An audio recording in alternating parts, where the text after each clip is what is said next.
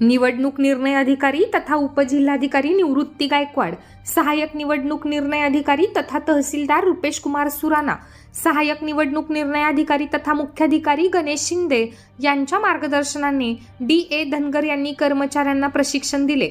निवडणुकीसाठी 621 कर्मचाऱ्यांची नियुक्ती करण्यात आली आहे। प्रशिक्षणाला 12 कर्मचारी गैरहजर राहिले, त्यांना कारणे दाखवा नोटीस बजावली जाणार आहे।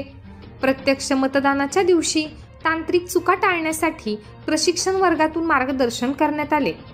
प्रदत्त मते व आक्षेपित मते टाळण्यासाठी काय खबरदारी घ्यावी याविषयी मार्गदर्शन करण्यात आले।